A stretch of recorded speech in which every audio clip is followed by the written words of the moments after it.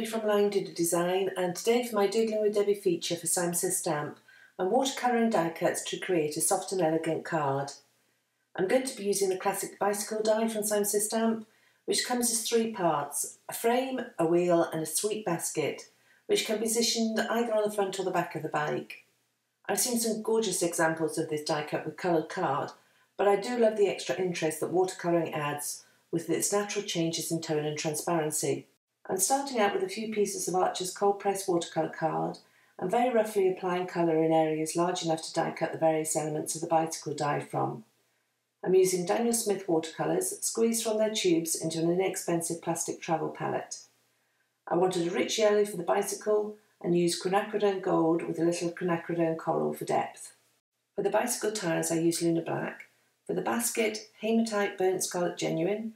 For the flowers, rose of ultramarine, and for the leaves, sap green. I roughly watercoloured the areas for the different die cuts, then dried the panel before adding another layer. I repeated the process of drying the panel and adding more colour until I had the colour variation I was aiming for.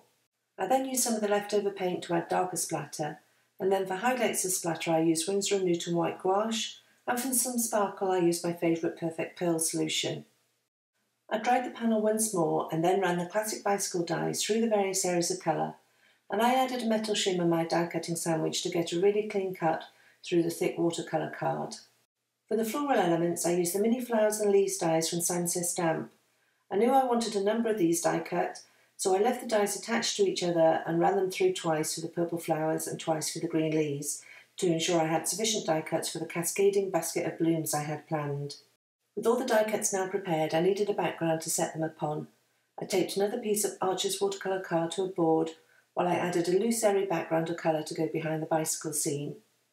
I started with a wash of water over the whole panel and then dropped in light areas of colour.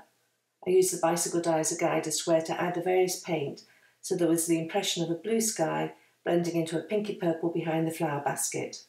I added a splatter of Perfect Pearl solution and then left the background to dry while I used Nouveau Deluxe adhesive to attach the bicycle tyres to the frame. I made sure to add the tyres so the shading I'd created with the watercolour was in the same place on both tyres. I then die cut the background panel with a wonky rectangle die.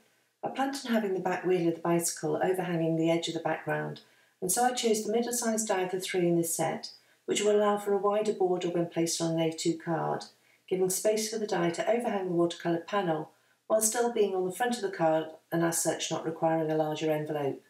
I added the bicycle and basket with small pieces of foam adhesive and then started arranging the leaves and flowers to cascade out of the basket.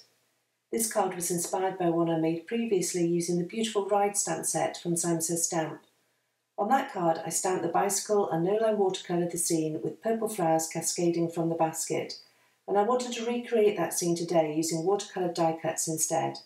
I added a background layer of leaves and flowers using Nouveau Deluxe adhesive to keep them in place, and I used a few of the centres of the flowers as dots around the arrangement to give the impression of smaller flowers. Once the base layer is down, I added a few leaves and flowers with foam adhesive to give dimension, and dimension for me is one of the key advantages of using die cuts. With the basket of flowers complete for now, I moved on to the sentiment, and I thought the phrase, "You've been working hard, time for a break," from the Vacation Time set went well. I placed a piece of slate card in the mini MISTI and aligned the stamp on top, closed the drawer of the MISTI to pick up the stamp, and then treated the card with a powder bag, before stamping with clear embossing ink.